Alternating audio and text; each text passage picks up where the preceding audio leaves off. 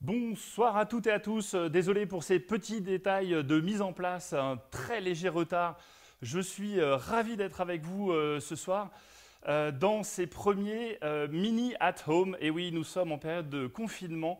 On est donc tous contraints et c'est une bonne chose de rester chez nous. Et du coup, je vous accueille ce soir en direct de chez moi, de mon garage, pour venir vous parler de la marque Mini. Mini France souhaitait garder le contact avec ses clients et ses fans dont vous faites forcément partie. Et du coup, m'a confié la mission de venir quelque part vous rappeler quelques éléments importants de la marque, des produits, de l'histoire de Mini, mais aussi de ses technologies. Et ce sera l'occasion, chaque soir à 18h30, juste avant l'apéro à distance avec nos voisins, de venir se remettre en mémoire quelques éléments importants et intéressants qui concernent la marque Mini. Sans plus attendre, ce soir, nous allons commencer avec une page importante qui est l'histoire de la marque Mini. Cette histoire vue avec un angle bien particulier, qui est l'angle de vue de son génial concepteur, le fameux Alec. Je dirai son nom un petit peu plus tard. Alors comment ça va se passer, ces différents lives? Ce qu'on va vous proposer tous les soirs, c'est, pendant quelques minutes, on ne va pas rester non plus 3 heures ensemble, c'est de traiter un sujet du jour, aujourd'hui l'histoire, et ensuite avoir une question quiz pour savoir si vous êtes tous bien connectés derrière vos smartphones ou derrière vos ordinateurs pour suivre ce live. Ensuite, une question du fan. Chaque jour, on reçoit des quantités très importantes de questions qui sont traitées au fur et à mesure par les personnes qui sont connectées régulièrement sur nos réseaux sociaux. Eh bien, je vais piocher dans ces différentes questions une question que l'on traitera lors de ce direct. Et enfin, le dernier point, ce sera l'astuce du jour, le moyen simple pour vous de mieux utiliser au quotidien votre voiture ou mieux comprendre la marque que vous adorez tous, cette fameuse marque Mini. Je vous l'ai dit, le sujet du jour, c'est l'histoire de Mini. Et comme toutes les belles histoires, elle commence par « Il était une fois ». Il était une fois le milieu des années 50. Un marché automobile qui est essentiellement peuplé de voitures grandes berlines, avec bien souvent le moteur en position longitudinale avant, dans le sens de la marche, et une propulsion, donc ce sont les roues arrière qui vont entraîner la voiture. L'autre partie du marché à cette époque-là, il est constitué de ce qu'on va appeler les populaires, les petites voitures plus compactes, parmi lesquelles on va trouver la Coccinelle, la 500 ou encore la Dauphine chez les Français. La particularité de ces trois modèles de concurrentes, eh bien, c'est qu'elles ont toutes le moteur qui est situé à l'arrière et ce sont des propulsions. Alors, à l'époque, lorsque la British Motor Corporation, le constructeur anglais qui est issu de la fusion de Austin et de Morris, des deux constructeurs automobiles et deux marques automobiles, Austin et Morris, leur idée, c'est de venir sur ce marché-là avec à l'époque un cahier des charges quasiment irréalisable. Alors pourquoi irréalisable? Tout simplement parce qu'ils veulent une voiture qui fait 3 mètres de long, 10 pieds pour être précis, et qui peut contenir 4 passagers adultes avec leurs bagages. Et ce challenge-là, il va être relevé et on va voir comment. Alors, pour y parvenir, le génial concepteur de Mini, il part d'une feuille blanche. Alors, une feuille blanche, pas tout à fait, puisque la légende veut que tout ait commencé en 1957, lors d'un déjeuner entre BMC, la British Motor Corporation, et notre designer. Eh bien, il est, ce génial designer, sur un coin de table, créer le schéma que vous allez voir apparaître à l'écran dans quelques instants, schéma dans lequel vous allez voir au premier coup d'œil que nous avons exactement les caractéristiques esthétiques de ce que sera la future Mini.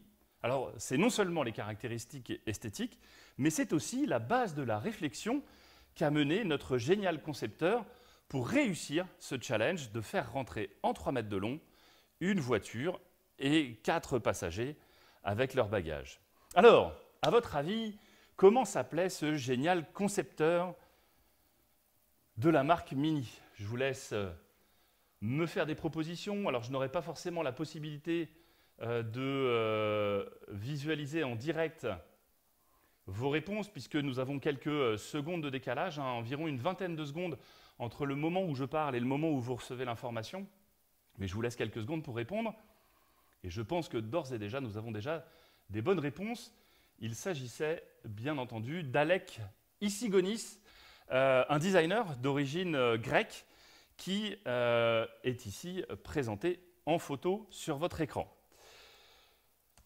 Ce génial designer, il a aussi un sacré bagage technologique et son maître mot, c'est de dire que lorsque l'on dessine une voiture, il ne faut jamais, jamais copier la concurrence. Et donc pour réussir son challenge, Alek Issigonis va complètement réimaginer l'automobile de l'époque. Je vous l'ai dit, les petites compactes, elles ont un moteur qui est situé à l'arrière. Et bien lui va dire, le moteur, je le veux à l'avant. La plupart des voitures de l'époque ont le moteur en position longitudinale. Dans le sens de la marche de la voiture, vous allez voir que Alek Issigonis l'a positionné en version transversale, de façon à avoir un capot extrêmement court. Et du coup, dans le ratio, et vous le voyez ici à l'écran, on a 20% de l'espace de la longueur de la voiture qui est consacré à la mécanique, et on a 80% de l'espace qui va être consacré à l'habitacle, aux conducteurs et aux passagers, ainsi que leurs bagages. Alors, parmi les innovations incroyables d'Alek Issigonis, il y a aussi le fait d'avoir décidé, dans un espace très restreint, de positionner les roues bien dans chaque coin, de façon à ne pas avoir des roues qui viennent prendre de l'espace à bord. La position du moteur, je vous en ai parlé, avec une particularité aussi, c'est que la boîte de vitesse se trouve sous le moteur, de façon à avoir un groupe motopropulseur, on dirait aujourd'hui, extrêmement compact, et donc de réussir mon challenge, d'accueillir à bord 4 passagers avec tous leurs bagages. Et cette image-là, elle est particulière parce qu'elle date du lancement officiel de la toute première Mini lors d'un salon en 1959, où effectivement, en direct, devant le public, eh bien, il faisait rentrer ces 4 passagers avec tous leurs bagages à bord de la Mini. Autre particularité de Mini, c'est que pour réussir le challenge d'avoir une voiture extrêmement compacte, mais qui reste très agréable à conduire, Alek Issigonis s'est dit « je vais aussi innover en termes de suspension ». Il a donc décidé d'avoir 4 roues indépendantes pour avoir une auto qui soit plus confortable et plus efficace sur la route, mais il va aussi adapter un système de suspension très particulier. Et cette suspension, elle est due à un autre Alex, de nouveau, qui s'appelle Alex Moulton. Alex Moulton, il concevait des vélos avec une particularité sur ces vélos, c'était que la suspension était réalisée par un cône en caoutchouc, c'était un spécialiste, hein, Alek Moulton, des caoutchoucs, un cône en caoutchouc qui se déformait de façon à absorber les irrégularités de la route. Eh bien, c'est cette même technologie que Alek Issigonis va utiliser pour équiper la Mini et donc lui donner cette sensation de conduite d'un kart, mais aussi parfois le confort de conduite d'un kart, c'est-à-dire quelque chose à l'époque de extrêmement ferme. Alors si je résume, un Mini, c'est 10 pieds de long, 3,05 m, très légère, hein, 620 à 700 kg hein, selon les finitions, agile avec des toutes petites roues, hein, des roues de 10 pouces seulement. Alors il faut imaginer, hein, 10 pouces, c'est le diamètre de l'iPad peut-être sur lequel vous êtes en train de regarder ce live. Donc ça vous donne une idée hein, de la taille extrêmement petite de ces roues. C'était une voiture qui était économe à l'époque, hein, avec un petit moteur, 850 cm3, et c'est seulement 34 chevaux. Mini, c'est aussi une extraordinaire base de créativité. Mini a voulu tout de suite plaire au plus grand nombre, en offrant au marché des déclinaisons parfois un petit peu surprenantes. La première d'entre elles, vous la voyez ici à l'image, elle s'est appelée Housley Hornet ou Riley Elf. C'était 2 marques aussi qui appartenaient à l'époque à la British Motor Corporation, qui étaient des déclinaisons 3 volumes avec, vous le voyez ici, à l'avant, une calandre un petit peu particulière. Et puis, rapidement, il y a eu aussi des versions un peu plus utilitaires ou un peu plus familiales, des versions qui se sont appelées Traveler, Estate ou encore Countryman. Déjà à l'époque, le nom existait, sur des versions tollées ou des versions des versions vitrées ou des versions van, comme vous le voyez actuellement. Et puis même des versions encore plus rares, qui étaient une version notamment pick-up il est fort peu probable que vous en ayez déjà vu des versions pick-up parce qu'il y en a eu extrêmement peu d'exemplaires qui ont été produits. Un autre exemplaire aussi, une autre déclinaison bien particulière des Mini de cette époque-là, vous la connaissez forcément, vous l'avez déjà vue, notamment parce qu'elle avait été utilisée par une star française à l'époque. Je parle bien entendu de Brigitte Bardot. Cette voiture-là, vous allez la voir à l'écran, c'était une demande à l'origine de l'armée britannique qui souhaitait avoir sa version de Jeep et qui avait demandé à BMC une déclinaison de Mini pour avoir cette Jeep. Au final, l'armée n'a pas retenu ce projet-là et c'est resté une voiture qui a fait un bref passage dans la vie de la marque Mini, mais qui a eu un impact très fort dans l'image et les souvenirs que l'on a de cette marque Mini. Alors je vous ai dit que Brigitte Bardot avait été vue à bord d'une Minimoc. Ce n'est pas la seule des célébrités de son époque à s'être intéressée à Mini, à ce côté très créatif, très sportif, très dynamique dans l'esprit, qui a fait qu'elle a tout de suite attiré les plus grandes célébrités de son époque. Et évidemment, les plus grands d'entre eux, probablement, ce sont les Beatles, qui ont tous été vus à bord d'une Mini, et notamment John Lennon, qui avait une version décorée avec une déco psychédélique absolument incroyable. Je vous invite à aller regarder sur le web pour retrouver des images de cette Mini absolument exceptionnelle. Autre star de l'époque, peut-être qu'on n'attend pas tellement sur une Mini, c'est évidemment Steve McQueen. Steve McQueen a été le propriétaire de cette Mini Cooper S de l'époque, avec des modifications qui lui étaient propres. Il ne roulait pas que Bullitt dans des grosses américaines V8 suralimentées. Il avait aussi une petite voiture pour rouler au quotidien. C'était une Cooper S qu'il avait modifiée en enlevant notamment les élargisseurs d'ailes, comme vous pouvez le voir à l'avant. Et puis, particularité aussi de son modèle très exclusif, il n'avait qu'un seul phare à longue portée. C'était son choix aussi d'avoir cette grande différence reconnaissable en termes de style. Une autre célébrité que l'on n'attend probablement pas du tout sur une Mini et qui a été attirée par sa dimension sportive et dynamique, eh bien, c'est Enzo Ferrari. Oui, Enzo Ferrari a été propriétaire d'une Mini et avait un lien amical très fort d'ailleurs avec Alec Issigonis, comme vous pouvez le voir sur l'image. Évidemment, Mini a attiré aussi beaucoup de créateurs, et notamment des créateurs de mode, parmi lesquels on peut citer bien entendu Paul Smith, qui a eu la chance, quelques années plus tard, de créer son propre modèle avec sa propre décoration, extrêmement colorée, comme vous pouvez la voir actuellement. Alors, Mini est une voiture chic qui attire les créateurs de mode, mais qui attire aussi par sa sportivité. Dès le début, Alec Issigonis s'est dit « mais si j'ai une voiture qui a un centre de gravité très bas, une roue dans chaque coin, des sensations de conduite bien particulières, il faut que je puisse très rapidement en avoir une déclinaison très sportive. » Et du coup, il s'est tourné assez rapidement, dès 1961, vers un certain John Cooper. Alors John Cooper, vous le voyez à l'écran actuellement, c'était un patron d'écurie de Formule 1 de l'époque, et d'ailleurs il faisait rouler les plus grands pilotes de l'époque, notamment Jack Brabham, Stirling Moss, Maurice Trintignant ou encore Bruce McLaren, vraiment des très très grands pilotes de l'époque.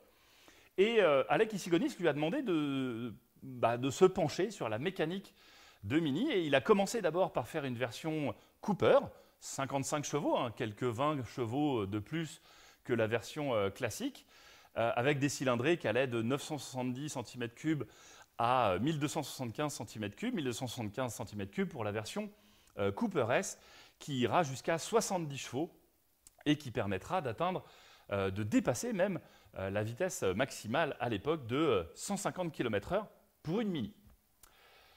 Alors, évidemment, toute cette histoire de la marque et notamment de cette dimension sportive, on va en reparler dans un prochain live, un live qui aura lieu dès jeudi, dans 2 jours, où nous allons parler de Mini dans la compétition, parce que Mini, à cette époque, les Mini classiques ont participé bien sûr au Rallye de Monte-Carlo en prenant les premières places 3 années de suite, mais ça on en reparlera dès jeudi.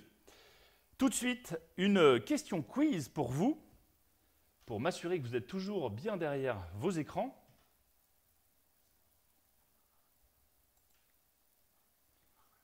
je voudrais savoir si vous êtes capable de me dire combien de mini classiques ont été produites entre 1959 et 2000, date de la sortie de la toute dernière mini classique. Je vous laisse quelques secondes de réflexion. Combien de mini classiques ont été produites?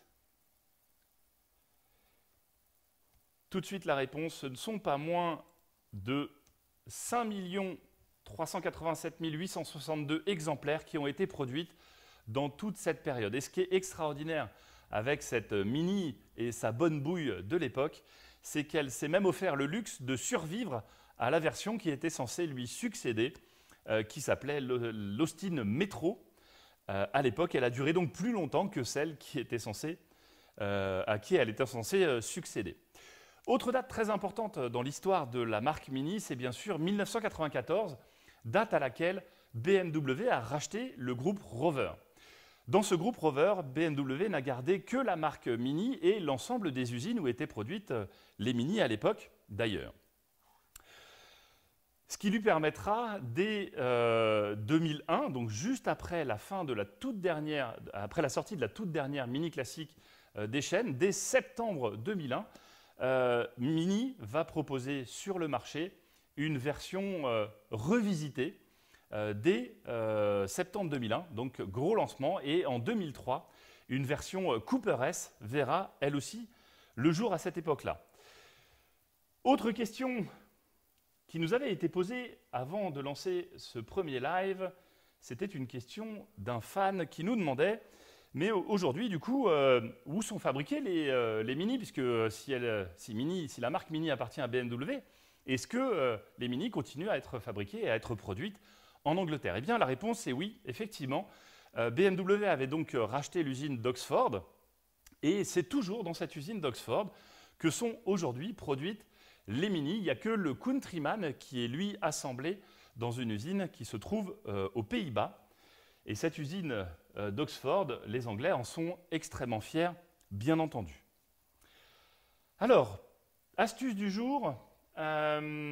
Aujourd'hui, par rapport à cette première session, on s'est rendu compte en rencontrant beaucoup de clients et de fans qu'il y avait une appellation chez Mini dans les modèles qui vous perturbait un petit peu. C'est que entre nous, connaisseurs de la marque, on parle de Mini R50, R53, R56, F60, et on n'a pas forcément d'idée de ce à quoi ça correspond. Donc on voulait vous aider à mieux vous situer, à mieux comprendre l'organisation de la marque dans ces différentes appellations. Alors, pour bien comprendre, les toutes premières générations, c'est à partir de 2001, R50, Mini Cabrio R52 à partir de 2004 et Mini Cooper S R53 à partir de 2003.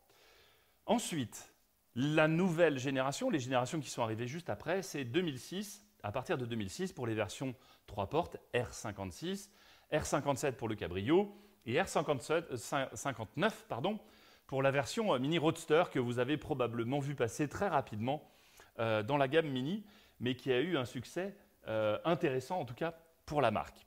Autre modèle portant la lettre R, ce sont bien entendu les Clubman R55 et Countryman et Paceman R60 et R61 qui ont duré eux jusqu'à 2015 voire même 2017 pour le Countryman.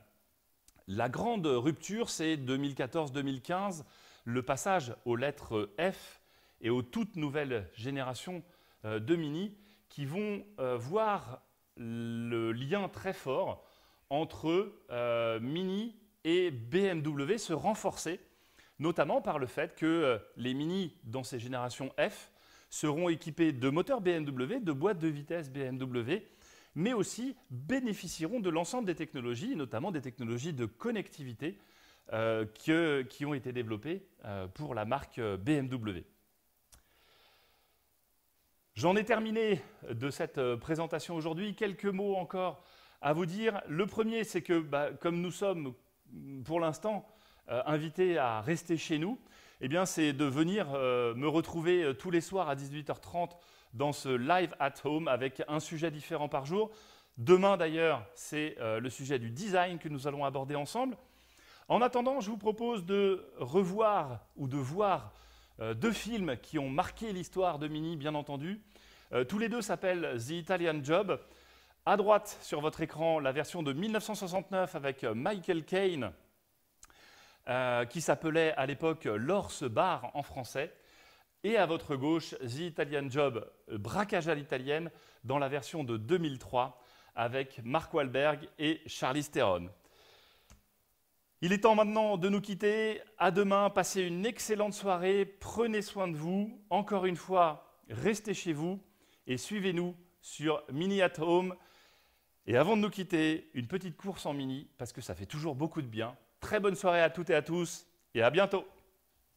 The Minis are going to be under starters orders and they're away! Great start from Ian Curley. He's got the drop on them as they charge down to Madwick for the first time. He's already put daylight in between himself and Tom Blomqvist, but Blomqvist is going to get pushed out, and he is going to get pushed out. Oh, he's gone off immediately. It's all arms and elbows. Yeah, there was contact with Bill Solis. I think it was Solis, wasn't it, on the inside who... And he went sideways. He went sideways. Did he recover from that? And all that's done is give Curley an even bigger lead as they go down to St Mary's. Yeah, that's right. He's got a lead of about 20, 30 car lengths, something like that. It's absolutely staggering. Long way to go, though. Yeah, there is a long way to go. And here he comes in the number 46 car, goes through and flying off is number 80 over down past...